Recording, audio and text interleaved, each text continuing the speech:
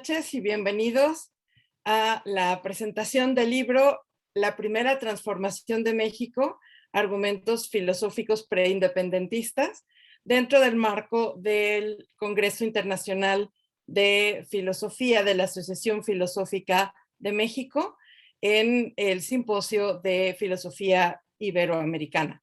Tenemos para la presentación a dos de los autores, que son la doctora Virginia Aspe, el doctor Luis Aarón Jesús Patiño, y también nos acompaña un miembro de nuestro grupo de investigación actual, el doctor José Manuel Cuellar, y es para nosotros de verdad un gusto darles la bienvenida y hablar sobre este volumen. Adelante.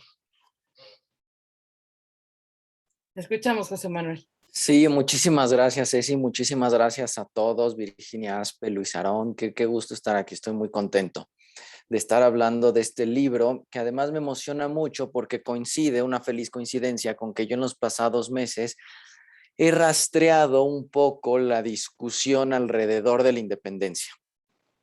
Entonces me acerco a este libro pues con muchas luces y además me parece muy sintomático y muy valioso que se recupere este discurso, que es un discurso López Obradorista. Cuando López Obrador es candidato a la presidencia, después es presidente, él comienza a hablar de una cuarta transformación, lo cual es una provocación frontal para los filósofos, para los historiadores, para todos los mexicanos. ¿Por qué? Porque ese 4T incluye ya una interpretación de la historia. Quiere decir que hubo una tercera, una segunda, una primera transformación y pues la comunidad filosófica, la comunidad académica no se puede quedar impasible, ¿no?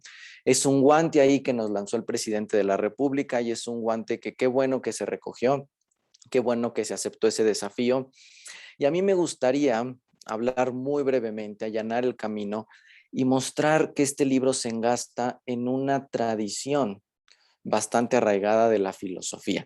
En un primer vistazo parece extraño que los filósofos nos ocupemos de la independencia. Yo me atrevería a decir que en la mayoría de los programas de filosofía el tema de la independencia no se da.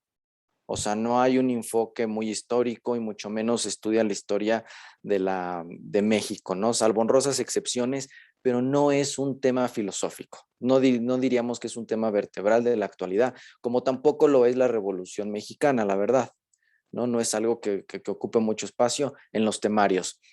Cosa rara, porque hubo un largo tiempo en el siglo XX donde no fue así, donde la independencia no era un tema filosófico, entre otros, sino que era un tema axial, era un tema súper importante para los filósofos mexicanos y la pregunta obvia es ¿por qué? ¿No? ¿Por qué un Antonio Caso, por qué un Alfonso Reyes, por qué un José Vasconcelos sienten la necesidad de habérselas con la independencia, de habérselas con Miguel Hidalgo? Pues porque en el fondo estaba la inquietud por el sentido, por el porvenir, por el significado de la nación mexicana, que es un poco también la preocupación que nos aqueja a todos en la actualidad, ¿no? A lo que quiero llegar es de que el tema de la independencia es un tema intergeneracional. Lo fue en la filosofía mexicana del siglo XX. Fue un tema intergeneracional. Yo lo veo así como una batuta que se fueron pasando los filósofos y no solamente cada uno empezó a hablar por su lado, sino que retomaban las ideas del maestro, retomaban las ideas del profesor, las sometían a discusión, la discusión en conjunto y sacaban las últimas consecuencias. A todos los nombres que he mencionado y podemos sumar Samuel Ramos, podemos sumar Juan Hernández Luna, podemos sumar Emilio Uranga, podemos sumar a Luis Villoro, a todos ellos les preocupaba las raíces ideológicas de la independencia. Así le llamaban, las raíces ideológicas, ¿no? Y sobre todo las raíces ideológicas del cura Hidalgo, como que el cura Hidalgo se ha robado las simpatías en el estudio de la independencia, ha acaparado los reflectores, ¿no? Las raíces ideológicas y surge un problema que es sobre el papel que jugaron las ideas francesas, las ideas ilustradas francesas en la época preindependentista y en Miguel Hidalgo, ¿no? Ahí vemos, por ejemplo, a un Samuel Ramos decir que, bueno, que sí, por supuesto, que todo mundo leía Rousseau, que era que era la pequeña Francia, ¿no? El lugar donde vivía Miguel Hidalgo y que Miguel Hidalgo traducía a Molière, pero vemos que esta tesis no se va a sostener, no va a ser tan fuerte y que ya un discípulo como Juan Hernández Luna va a decir, no, hay que volver la mirada a los maestros jesuitas y a la formación jesuita de Hidalgo, no hay que precipitarnos, ¿no? Y es Luis Villoro el que va a dar otra vuelta de tuerca y va a decir, bueno, en realidad sí, pero no, porque ¿qué más da si leía o no a los ilustrados? La verdad es de que Hidalgo se dejó arrastrar por una furia libertaria, por la furia popular, y entonces ya no tiene sentido. Bueno, a lo que voy es de que esta pregunta por las raíces ideológicas de la independencia no es una pregunta ociosa, no es una pregunta gratuita, no es una pregunta que surja por generación espontánea en el siglo XX, en el siglo XXI, perdón, sino que responde a dos inercias. Esta provocación de la que yo hablaba, ¿no? La provocación que lanza López Obrador con un discurso de enorme contenido histórico, pero también responde y recupera una inercia histórica muy potente que yo no sé en qué momento se disolvió, yo no sé en qué momento se perdió, pero no solamente recupera estas dos inercias, estas dos fuerzas, sino una manera, yo diría tristemente desusada, de hacer filosofía, que es reunirnos, discutir en conjunto las ideas y sacar de ahí algún producto filosófico, es decir, de nueva cuenta, como un tema que no solamente atañe a un pensador solitario. Claro, es evidente y deseable, ¿no? Cuando uno lee este libro, que ya el tema de la independencia y el tema de Miguel Hidalgo, pues ya no puede ser el arma para distanciarnos de los sajones, ¿no? Enarbolar la idea de la ilustración francesa en contra del influjo sajón, ya no puede ser una de las nervios de la filosofía de lo mexicano, de la autognosis, no, ya no es para nada eso, ¿no? Ahora el contexto de enunciación es otro, pero échenle un ojo, por ejemplo, al índice, ¿no?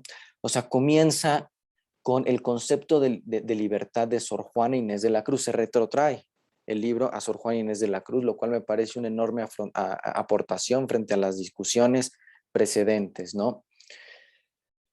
Juan José de Yara Yeguren también es tocado aquí, ¿no? Luis Basset, bueno, claro, por supuesto, las dos Guadalupes y la independencia, Luis Basset y Paola Coronado ponen el dedo en la llaga y nos preguntan directamente, ¿se puede hablar de una ilustración novohispana? ¿No? Este es también uno de los temas más viejos, más discutidos, pero más dolorosos también de los filósofos mexicanos. También, por ejemplo, invenciones doctrinales en torno a la llamada Guerra de la Independencia, los ilustrados en San Luis Potosí. Es decir, es un texto bastante variopinto. La doctora Virginia Aspe en su texto introduce dos cosas que a mí me parecieron como muy iluminadoras, yo no las había visto. Insistir en el barroco, ¿no? Pero el barroco ya no solamente como algo que se hacía en la literatura, ya no solamente como algo un estilo de hacer templos, sino como un modo de ser, ¿no? Como la atmósfera en la cual estaban inmersos estos mexicanos, estos novohispanos preindependentistas, ¿no? Y también esto hay que subrayarlo, no solamente poner en su sitio, ¿no? El influjo de la ilustración francesa, sino también tejer fino, no solamente hablar del auge de la escolástica, sino qué escolástica, ¿no? Porque ahí hay varias variaciones y ahí la doctora Aspe nos llama la atención sobre la escolástica suarista de Portugal de Coimbra, ¿no? Eso también es muy, muy importante, la sutileza de la interpretación. Entonces, bueno, yo prácticamente era eso, quise que abonar un poco, mostrar un poco el contexto en el que se da. Insisto, no es un producto de generación espontánea y además hay que también insistirlo, es un proyecto de largo aliento.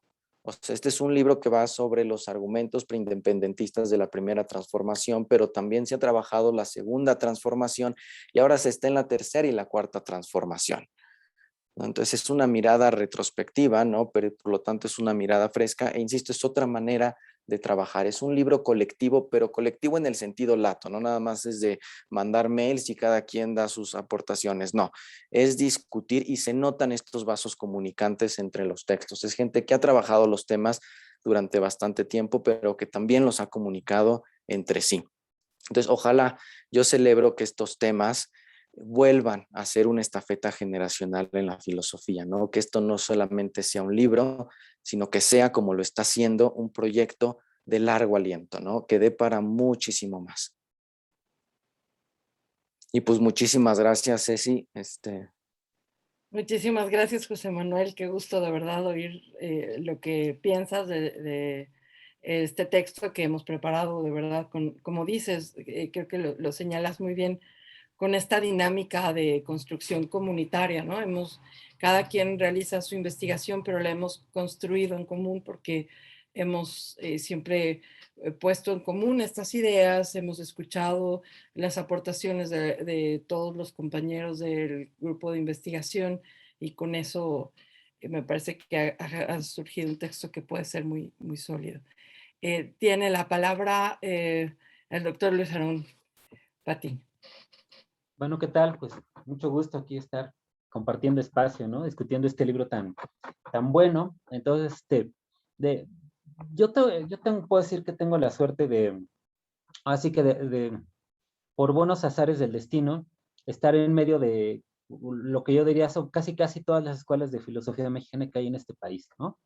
La de Carmen Rovira, la de Hurtado, la de Ambrosio, un poco menos la de Beuchot, aunque lo he leído bastante, y así vamos. Y yo creo que hay una que es muy buena, y casi nadie la menciona, pero es la de Virginia Aspe, ¿no? Y creo que es de donde viene el texto. Hay que localizar. Está el trabajo maravilloso de edición de Ceci Sabido, muy generosa publicación y excelente edición que hace San Luis. Digo, hay dos textos que me parece que muestran la calidad de publicaciones que tiene. Es el texto de Aristóteles en la Nueva España, una maravilla de edición del libro. Lo mismo, lo malo es que salió solo en virtual, pero hubiera sido muy bonito en físico.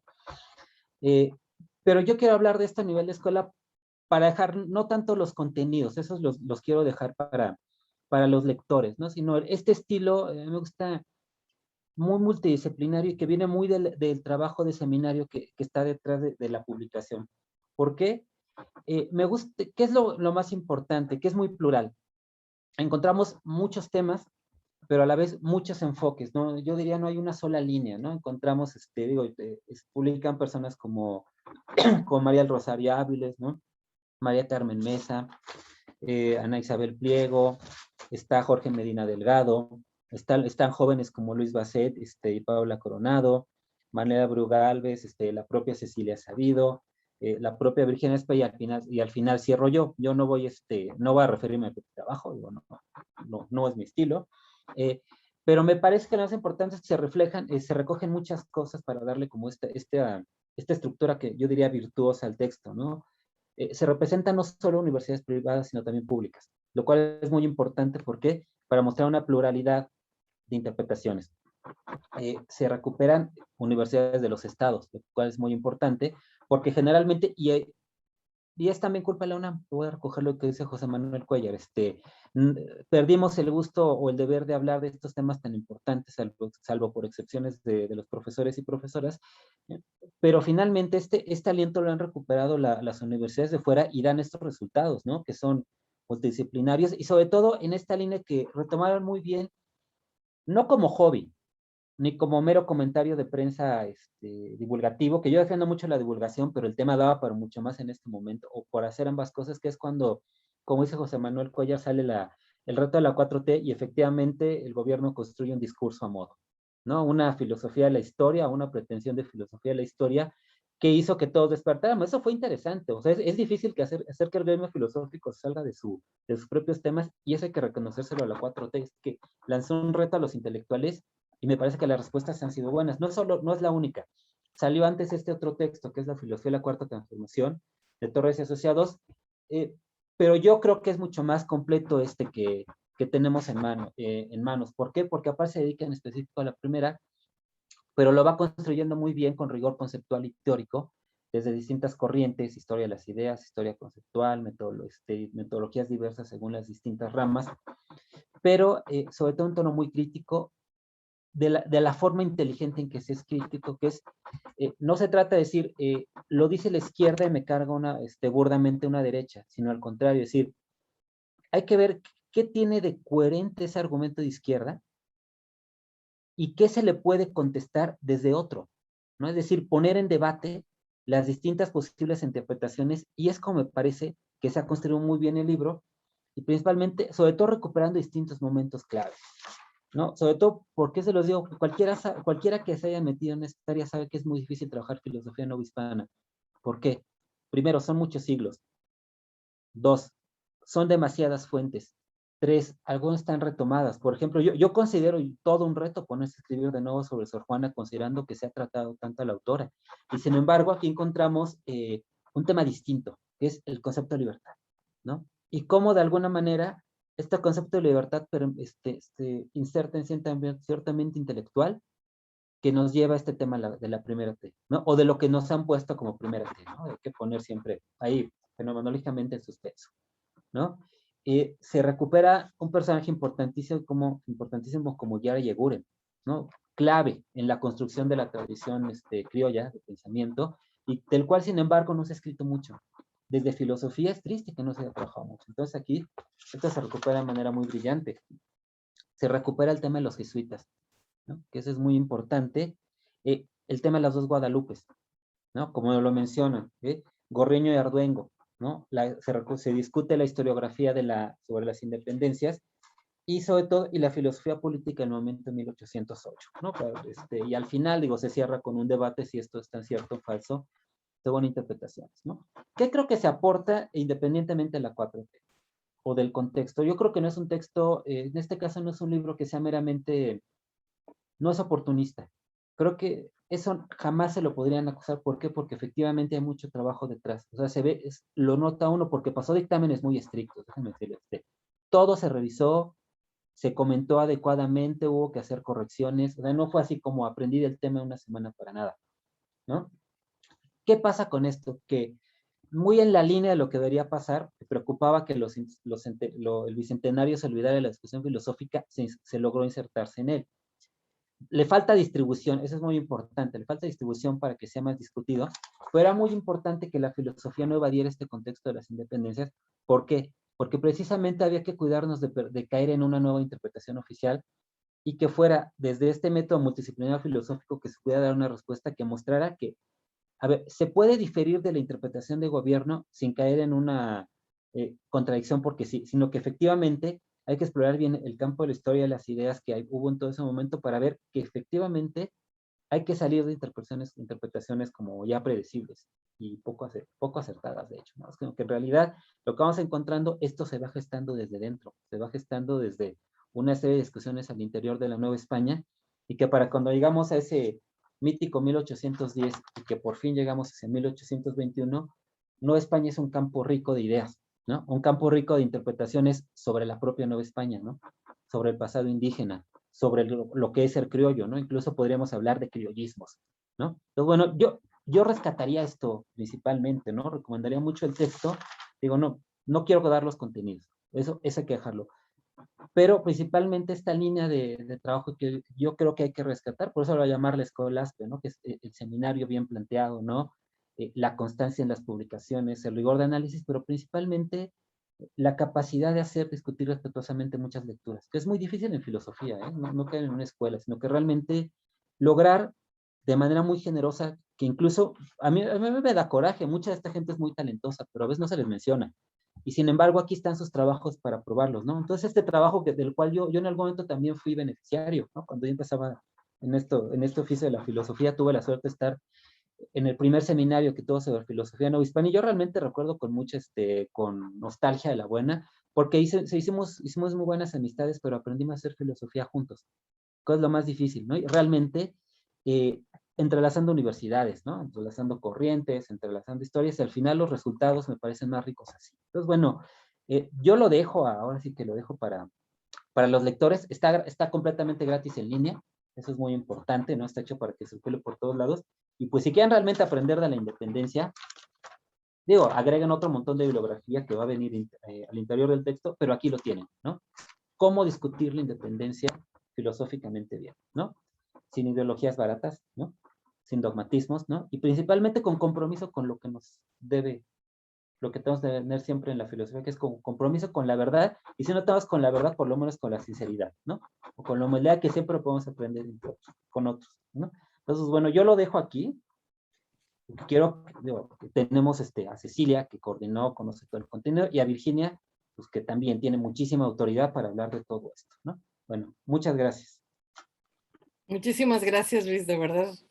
Siempre tienes un punto fantástico para presentar las cosas, de verdad es increíble la agudeza también de tu reflexión y le agradezco mucho porque además es muy oportuna.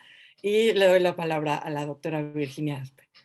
Muchas gracias. Bueno, pues primero agradecer a Ceci este espacio que se le ocurrió a ella, agradecerle a mis dos colegas que son los intelectuales, así ya que vienen en primera línea, ¿no? Uno va de salida y estas gentes como José Manuel y Luis, pues son los que están hoy en el trabajo de primera línea, de picar la piedra.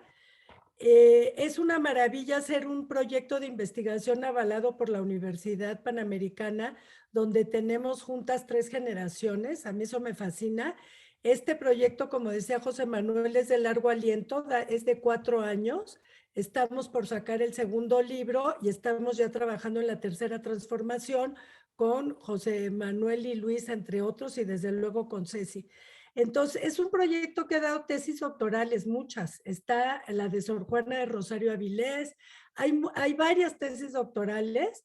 Ana Isabel Pliego Ramos está por ya al final, ya pasó el examen de candidatura, está dirigida por Xóchitl para su tesis sobre Suárez, que se abrió en el marco de la primera transformación, y así tenemos muchas cosas, ¿no? Entonces es un proyecto que se ha juntado a academia, pero yo sí quisiera señalar que además este libro, lo que a mí me asombra es que maneja trabajo de archivo. Luis Patiño siempre ha sido una hormiguita y ahora que estoy con José Manuel veo que también en todo el trabajo, José Manuel muy en la línea de Hurtado y Luis muy en la línea de Carmen Rovira, pero son hormiguitas que están consiguiendo. Pero Ana Isabel Pliego presenta desde hace tiempo, cuando estuvo trabajando el confesor de Sor Juana, presenta trabajo que no se había hecho de ¿cómo se llama? Ahorita se me Núñez de Miranda. Pero es Núñez de Miranda. Sí, el texto que presenta es de Núñez de Miranda. Ella presenta, por ejemplo, en Novohispanía un texto para desmitificar lo que se ha dicho de él, no para eso.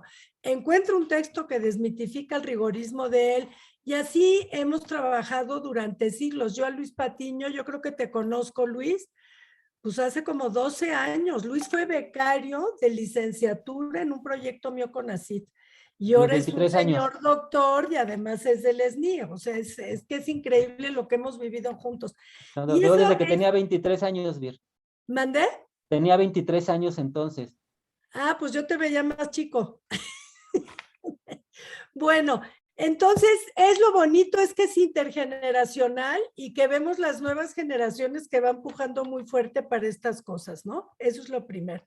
Lo segundo es que como sesionamos cada 15 días, durante todos estos años, llevamos 6 años sesionando, porque juntando los de CONACYT son incluso más.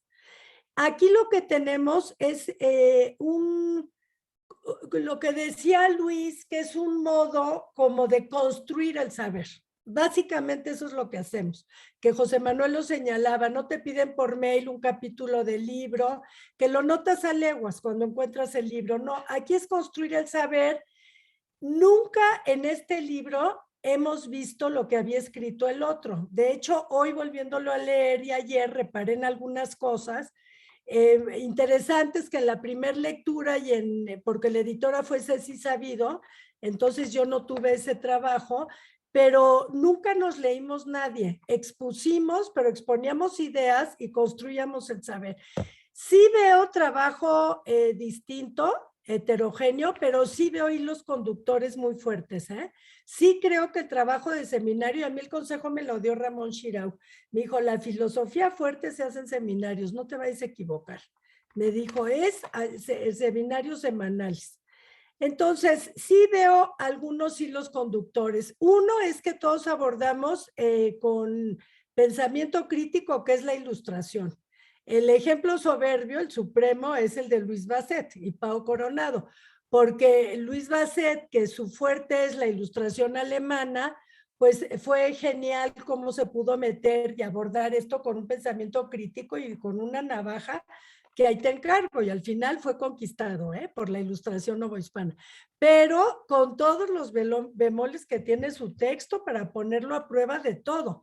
Se estudiaron la ilustración francesa, la alemana, la italiana de Giambattista Vico, que está muy fuerte en clavijero, yo he escrito sobre eso, y Paola promete además la escocesa, y esa es la tesis de maestría que ella ya terminó, ¿no? Pero para entender cómo esto, tesis de licenciatura ha dado muchas también, ¿no?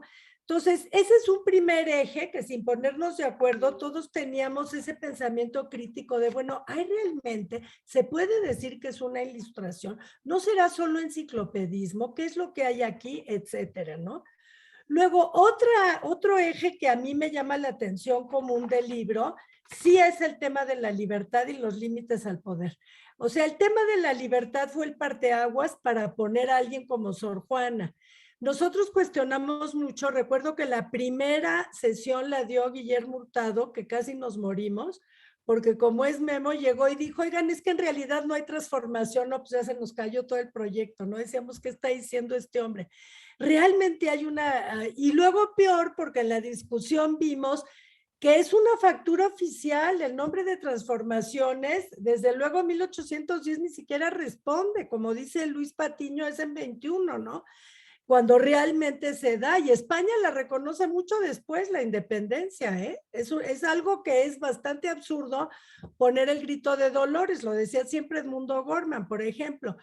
Y luego la de la reforma también, sí coinciden en que todas tuvieron revoluciones, tuvieron guerras, salvo la cuarta, pero como dice Luis Patiño en su artículo está en proceso, entonces todavía no podemos decir mayor cosa, pero es la única que no cumple con las condiciones, pero en realidad son unas condiciones impuestas pues, por la historia oficial, se fue dando por México a través de los siglos de Riva Palacio, se fue dando por una cantidad de textos oficiales que conocemos y que, como decía ese día me he Hurtado, ¿y por qué abrazamos el término? Pues ya tenemos el proyecto, cállate por favor, ¿no?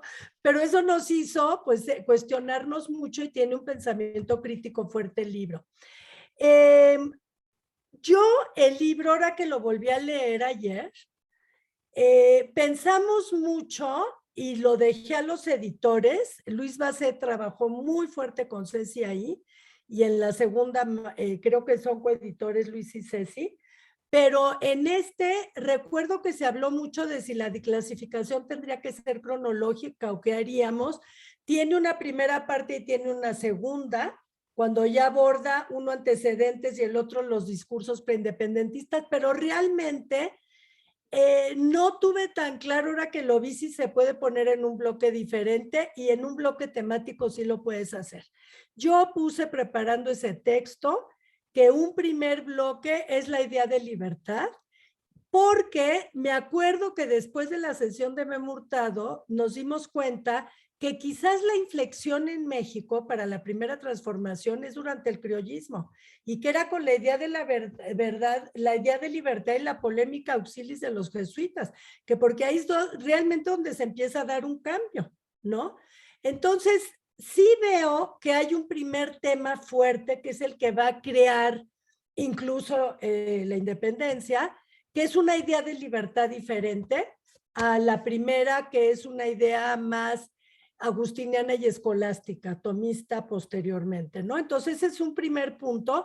Abordan la libertad en esos antecedentes, los abordan varios del texto, incluso llegando casi hasta el final. Este es algo que me llamó mucho la atención. Claro que abre Sor Juana porque esa es la primera que se da esta asimilación. Rosario Avilés hace un análisis muy bueno de la carta atenagórica, pero va tejiendo muy fino que ella, su dirección de tesis doctoral sobre Sor Juana, fue revisada por Héctor Zagal y asesorada por mí, o sea, trae todo este proyecto en el que estamos. Y ella trae que la inflexión en Sor Juana es esa idea jesuita, portuguesa, de libertad. Y eso es lo que vamos siguiendo. Yo lo había anunciado en un libro, la provocación nos había venido por Ramón Curi Camacho y ella trabaja todo esto, ¿no? Entonces, esa idea de libertad también es muy importante. Luego, la segunda idea que es muy notoria es que también se reviven autores poco trabajados, ¿no? Esto de poner las dos Guadalupes, por ejemplo, que tiene trabajo de archivo en Jorge Medina, tiene un trabajo sensacional porque va a Extremadura Jorge y consigue las cosas como otra hormiguita de biblioteca y consigue hacer una propuesta sobre Guadalupe genial. Yo tengo muchas ganas de que Héctor Zagal lea este texto porque además no se meten en el aparicionismo. Si estamos de acuerdo, si no hubo aparición, se sale de esa polémica y dice, a ver, aquí hay dos Guadalupes, aquí hay Piedad y vamos a ver si aquí podemos esto asimilar o no y ver el impacto que pudieran tener en la independencia. Y claro, la Guadalupe extremeña es una Guadalupe contra los moros. Y la Guadalupe mexicana es una Guadalupe que consolida el mundo moreno. Entonces va haciendo un análisis que a mí me parece fascinante. Solo él podía haber hecho eso. Pero ahí ya entras en un plano de ideal de patria, que es cuando hablamos de criollismo, de barrioco, ya estamos en el ideal de patria y nación. Por ejemplo, el texto de Manuel Abreu, que es experto jurídico, abogado, es fascinante, porque pone toda la interpretación, pone el estado de la cuestión, de los estudios que se han dado ahora, y después va tejiendo. Y luego a mí, lo de Guiar y Yeguren y lo de Gorriño y Arduengo, me parece una maravilla. Los dos tienen un trabajo de archivo. Mónica Mesa es historiadora de la educación. Su expertise es que es historiadora de la pedagogía. Y el de Ceci Sabido de Potosí es una maravilla, el de Gorriño y Arduengo, porque estos van hablando de ya por proyectos de patria y posteriormente de nación, ¿no? Entonces, partimos de que es transformación, todo esto, con hilos conductores, todos hablan de ilustración criolla, esta es otra constante, y ninguno separa, creo que esta es una gran característica del libro y que es una absoluta novedad. Nadie opta por por ejemplo, por una tradición novohispana, una ilustración novohispana, en detrimento de la francesa. Algo que veo es que todos incluyen distintas vías de tradiciones. Trabajamos, me parece que 5 sesiones, ¿no, Luis? Sobre Quentin Skinner y lo que es después de José Gauss y de la historia de las ideas, entrar en la historia de las tradiciones, porque esto nos implicó revisar tradiciones. Y creo que esa metodología dio muchos frutos en el texto. La otra cosa es que se evitan las clasificaciones. Las clasificaciones, se habla mucho de traslapes, se rompen los nichos separados, conservador, liberal, insurgente, realista, todo eso republicano, monarquista, esa es la dicotomía que más me gusta que se disuelve, la de monarquista republicano. Y algunas otras importantes. Entonces, eso creo que es muy valioso, pero en todos la inflexión es el tema de la libertad como primer protagonista. Luego, contribuciones, me voy rápido, de los autores. Una primera contribución que me parece relevante, ya lo dije, es la de Rosario con la idea de libertad, retomándola desde el siglo XVII. A Isabel Pliego me gusta mucho que volvió a abordar a Clavijero, ya tiene un libro publicado sobre Clavijero, es otra hormiguita de las que hemos hablado porque se mete y rescata todo esto, ¿no? Pero ve la idea del lenguaje en Clavijero, que es otra permanente en Luis Basset, por ejemplo, pero Luis desde Kant, y analiza, se titula La palabra, misterio del hombre y manifestación del espíritu, y va analizando constantemente la idea del lenguaje en clavijero con el barroco y en los antiguos mexicanos en la quinta disertación filosófica de Clavijero, y que se titula Sobre el alma de los mexicanos. Y me parece que ese tema del lenguaje y lo erudito de su análisis, incluso en terminología náhuatl, es muy valioso. De Guadalupe yo hablé, me pareció fascinante y lo original, entonces no me detengo. El de Luis Basset también ya lo mencioné, y el de Manuel Andreu. Luego, a mí el de Ceci Sabido me parece muy importante porque allá hay otro proyecto político independentista, pero de alguien que es monarquista y realista, que defiende el realismo. O sea, sería lo incómodo e injustificable de haberlo puesto aquí. Cecilia hace un trabajo de archivo muy, muy valioso, porque de Gorriño y Arduengo solo teníamos, por ejemplo, la antología de Cay Rovira, donde lo trabajan muchos autores, pero no teníamos un balance tan importante y se dio la tarea de ir al archivo de San Luis Potosí.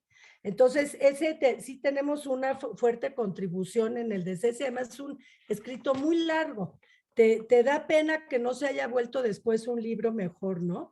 Pero eso de autonomía política, federalismo, un tipo que es monárquico, que fue rector fundador de la Autónoma de San Luis, bueno, es que es una lectura increíble la que tiene, la de Cecilia Sabido, y luego esa, haber conectado con Gamarra, ver que el antecedente está ahí, eso es una contribución importantísima. Gamarra nos aparece por todos lados, como aparece el barroco de Portugal, porque el barroco de Portugal del que nosotros hablamos es filosófico y aparece por todos lados, ¿no? Entonces, ese es muy importante. Luego, espero no dejar a nadie afuera. Bueno, yo que me planteo por el barroco de Portugal, por ver esas inflexiones, y arranco de Clavijero para acabar con el discurso preindependentista de Hidalgo y Costilla, de Melchor de Talamantes y de Selvero Maldonado. Ahí la dificultad era porque estos autores generalmente se plantean como proyectos distintos, pero la idea ahí era ir encontrando los ejes comunes, ¿no?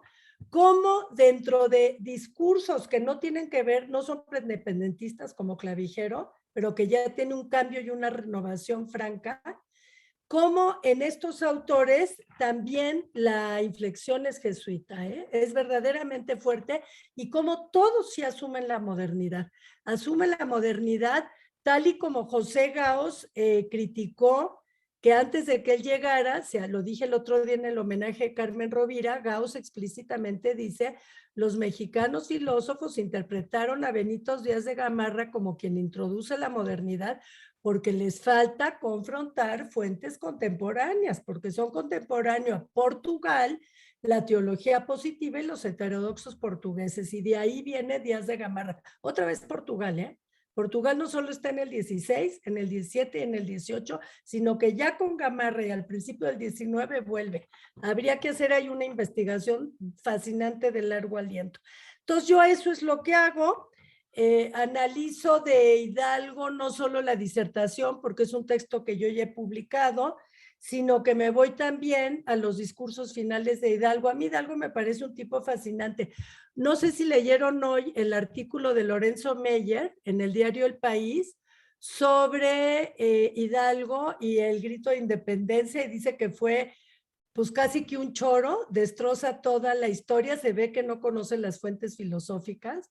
Me dio como mucha pena, porque hay cosas en las que estoy de acuerdo o no, pero sí tiene un desconocimiento importante.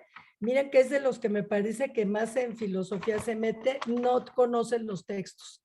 Y entonces hace una interpretación como una factura de Hidalgo, un ridículo del triunfo de 21 y de tal, que sí, hay algunas cosas que las podemos hacer así, pero que en realidad no es un análisis robusto y hay que tener mucho cuidado.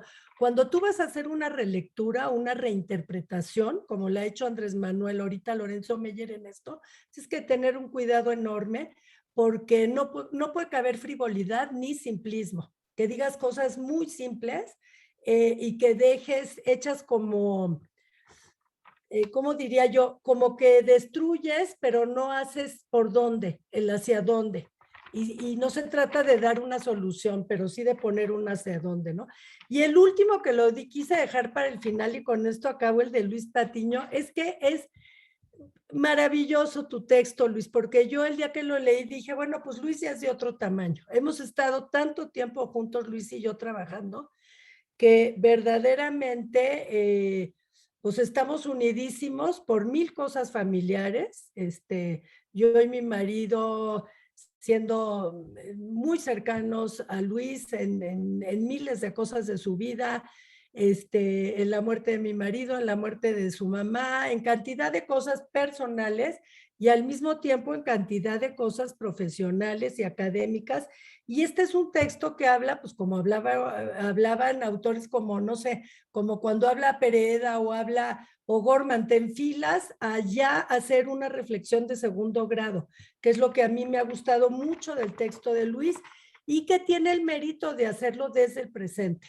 Yo cuando lo empecé a leer dije, bueno, pero ¿qué le pasa a Patiño? Si está hablando de la cuarta T y estamos en la primera. Pues se arranca con la cuarta, se arranca con Octavio Paz y Samuel Ramos.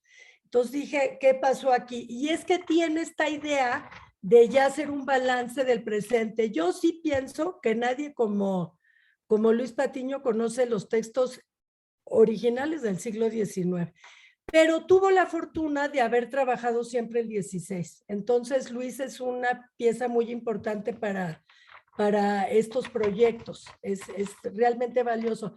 Y entonces habla pues con esa autoridad, haciendo balance se puede mover como con mucha comodidad, ir de Paz y de Samuel Ramos y regresar al 16 sin hacer un pegote, ¿no? Y luego finalmente entrar al tema de que es su fuerte, que es el siglo XIX, para volver al saldo con la 4T, ¿no? Entonces, ese es el libro. Yo creo que es un libro que por encima de todo lo que refleja es mucho trabajo de fuentes. Creo que en esta ocasión que estamos en los festejos pues de tantas cosas históricas, porque tenemos un presidente que además es profesor de historia, y ahora que tenemos eso, que aparezca un libro con argumentaciones tan puntuales, no es necesario que estés de acuerdo, no, más bien establecemos problemas, ni siquiera optamos por soluciones, y eso sí lo dejó el seminario. Nadie abraza ciegamente una postura, sino que establece el problema y los traslapes, pero sí se ve que es un trabajo muy consistente. Y yo creo que, como decía Luis, lo que es muy valioso es que San Luis nos haya comprado la primera transformación, que es este libro, y nos haya dicho, quiero publicar los 3, ¿no? Esto es algo valiosísimo, los 4, perdón. Entonces, pues en eso andamos. Yo les agradezco mucho su atención y le cedo la palabra a Ceci Sabido, que es la editora del libro, para que pueda o hacer un diálogo si hay tiempo y si no, pues cerrar lo que tú digas, mi Ceci. Sí, yo les agradezco mucho realmente toda su participación y sus comentarios sobre este trabajo que realmente hemos hecho con este espíritu universitario, académico, filosófico, buscando la verdad y buscando comprendernos mejor como patria y hacernos responsables de lo que estamos viviendo desde la filosofía. Creo que esa es una tarea pendiente a veces para nosotros como filósofos, abordar verdaderamente los problemas presentes y hacernos cargo de ellos y no hacer solamente un ejercicio como anticuario, ¿no? Estamos dialogando con las propuestas que nos presenta la situación política, la situación filosófica de nuestro presente, justo entrando un poco a la invitación que nos hacía la situación o el discurso que de alguna manera estaba abriendo el presidente mencionando este término de transformación, y lo primero que poníamos en duda era si realmente se trata de transformaciones y en qué consiste una transformación y cómo se nutre, ¿no?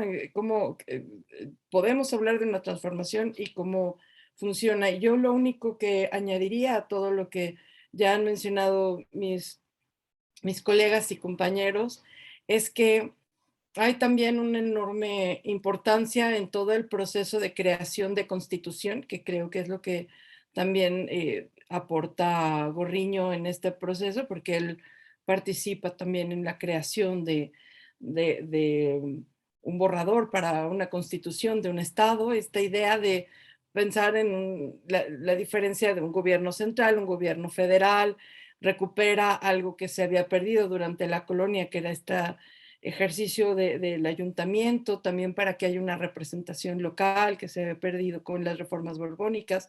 En fin, me parece que en esta búsqueda también de comprender qué es el pueblo, que esto maneja la doctora Virginia Aspe de una manera brillante, a partir de 1808, ya lo mencionábamos ayer, yo estoy convencidísima de que la independencia de México realmente comienza en 1808. O sea, el proceso independentista comienza con estas discusiones de Primo de Rivera y de Talamantes que menciona Virginia en su texto, y que también implica el comprometernos en la creación de la ley que vamos a respetar. O sea, que hacer una constitución es fijar el acuerdo común bajo el cual nos vamos a regir como un Estado. Y es un acto de responsabilidad, es un acto político de hacernos cargo de nosotros mismos, de ser autónomos.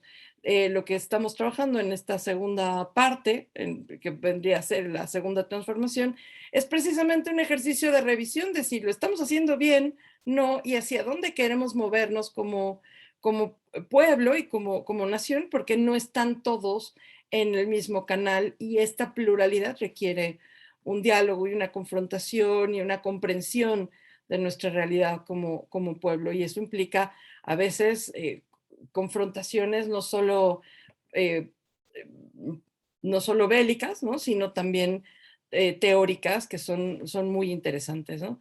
Entonces, bueno, pues esto es más bien el anuncio de que estamos ya trabajando sobre lo que sigue, así que espérenlo, esperen el siguiente libro, ahí estamos en ello, hay que llegar primero a esto, pero vamos Oye, poco a poco. te interrumpo, y sí son 3 libros, porque el último proyecto, que es donde está José Manuel Cuellar, Héctor Zagal y todos los que estamos aquí, y Memo Hurtado, desde luego, es tercera y cuarta, porque no se puede ver la cuarta sola. No. Es un acuerdo del grupo. Entonces, la tercera es donde se abre todo esto. Entonces, en efecto, son 3 libros, aunque son muchos años más, sí, de estudio. Así es, y estamos, bueno, pues estamos trabajando. Les agradecemos mucho, de verdad, su presencia también, el que difundan el libro, la ventaja de que sea un libro electrónico por ahora también está en proceso, después de la pandemia y todos los frenos que ha ido generando, está también en proceso la edición física de uno y otro libro. Los dos saldrán en físico pronto, pero, o sea, en cuanto esté el segundo, saldrán los dos en físico también, para quien quiera tener una versión del libro físico. Cuando de pronto desaparece lo electrónico, como el día de ayer, nos damos cuenta de la importancia que tiene también la presencia física de las cosas. Y creo que ese también es una labor insustituible, pero estamos en proceso, y cualquier diálogo que se pueda establecer para mejorar esta aproximación crítica a nuestra historia y a nuestras transformaciones será bienvenida. Creo que aquí lo importante es que transformar implica hacerse cargo de lo que uno está haciendo, no es simplemente un cambio.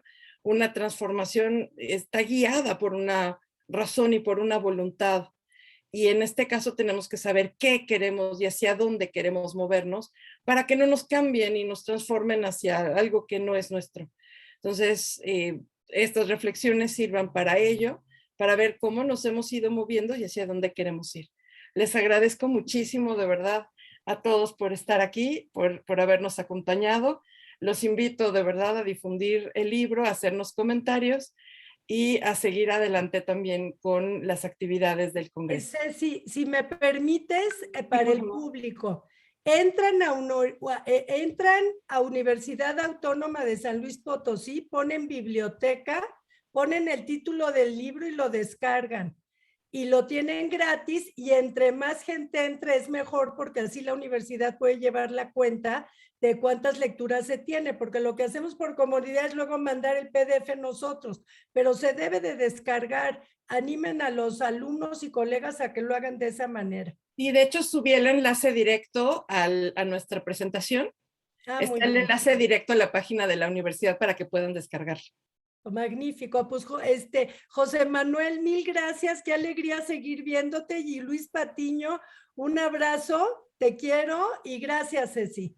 Muchísimas gracias a todos y muy buenas noches. Gracias a nuestro staff, que son unos campeones, de verdad. Gracias, compañeros, desde luego. Muchísimas gracias a ustedes.